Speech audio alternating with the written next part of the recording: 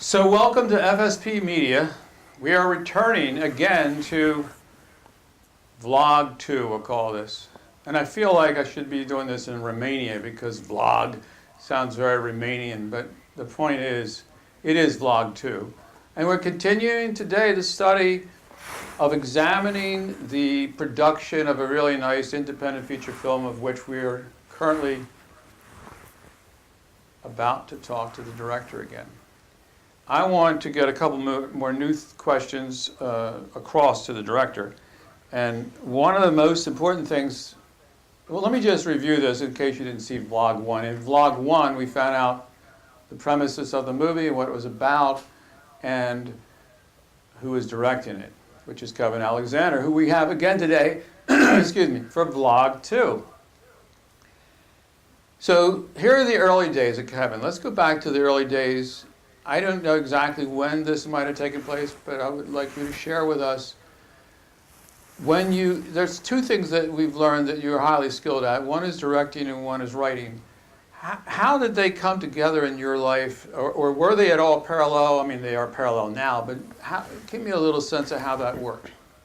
I think my love for cinema began when I was like 5 or 6 years old. The very first movie I can remember watching was George A. Romero's Night of the Living Dead, the black and white 1968 version. And I was just really fascinated by movies, not really knowing what I was looking at. And that just started from me just spending time with my mother, and she just put me on to her favorite film. So it went from there to another one of her favorites, or like The Godfather, the trilogy. So we would watch that, and we would also watch the Halloween marathons when they would come on TV on the weekends, John Carpenter. And yeah, it just kind of grew from there. My love for cinema just grew from there. But I didn't really understand that I wanted to be a filmmaker until my early adulthood, my late teens, like 18, 19, is when I started to see like, okay, I want to be a filmmaker. I want to actually create what I've been enjoying my whole life practically. And the best way that I could get my vision out along with, directing it was, creating the story by writing it. So that's when the parallel, it kind of clicked. You hadn't been writing thoughts or ideas before that? No, not creatively. I felt like writing it always came natural, so like I always excelled in like English class. I took like advanced English, all through high school, and like that part of school just came easy to me, not realizing that I had somewhat of a talent for it. And yeah, it just kind of grew from there. Did you watched a lot on TV, or did you have a local theater? Well, at first I just watched the movies on TV, and that's where it started. But when I was about 8 or 9 years old, we started going to the theater more often.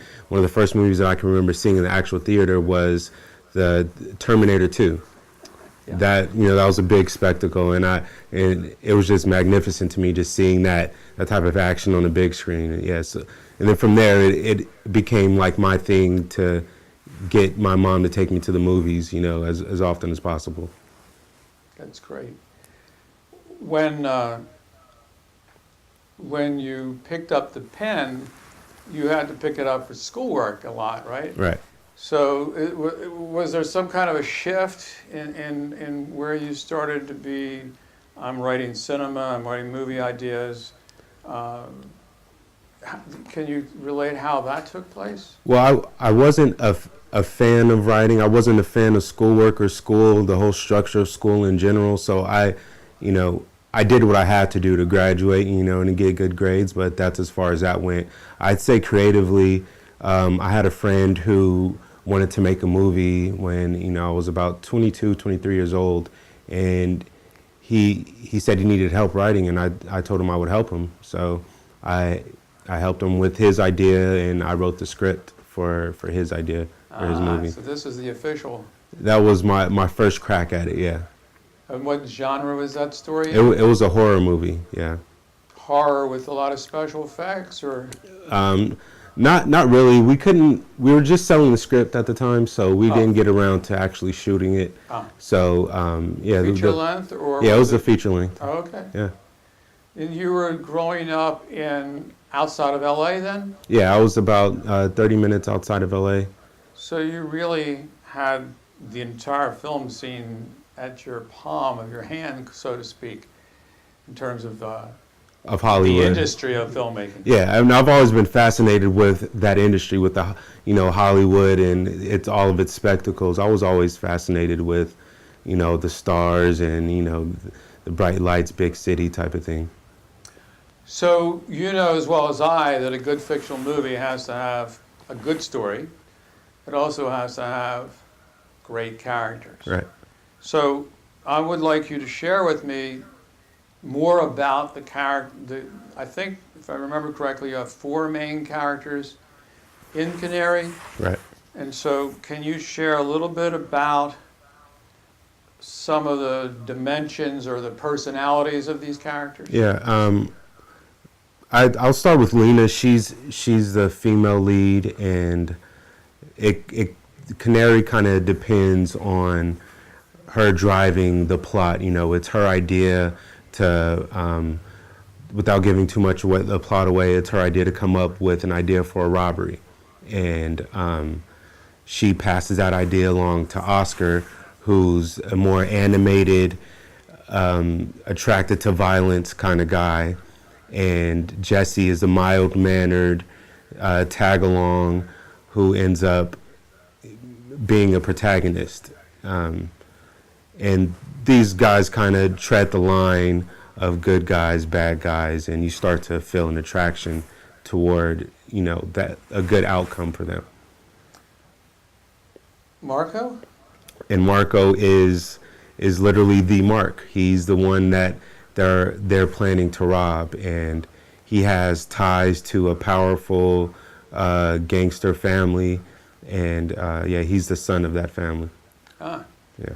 So there's a clip that we can take a look at in your search for some of these characters, the actors. Yeah, we had an audition a few weeks ago, and I was moved personally by one of the actors. Let's check it out.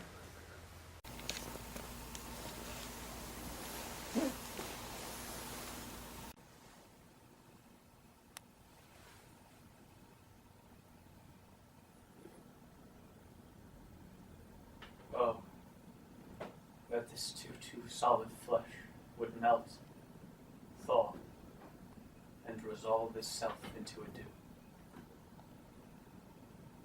Or that the everlasting had not fixed his cannon against self-slaughter. Oh God. God. How weary, stale, flat, and unprofitable seem to me all the uses of this world. What the fuck did you just do? Oh, Pull your skirt down, act like you've never seen blood before. it got my fucking mouth! Relax, this is part of the plan. Well, since when? This was always a part of his plan. He was dead either way. Oh. What if she doesn't drop the money off? You got the password, 6714. How about a little professional courtesy? All right, cut. All right. What the fuck did you do? Pull your skirt down. Act like you've never seen blood before. You got in my fucking mouth. Relax. This was all part of the plan. Since when? This was always part of his plan. He was dead either way. What if she doesn't drop off the money? We got the password, 6741. All right, cut. Intensity.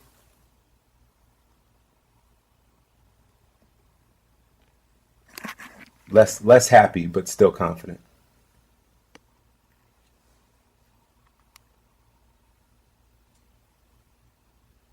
And endearment.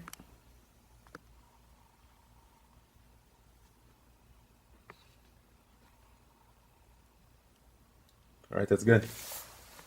All right, thank you. Well, I did enjoy having you here today and learning more about the background of you, the director, Kevin Alexander. So, folks, I want to say stay tuned for the next vlog. And this is FSP Media, Phil Sibley, and I think I'm going to sign off.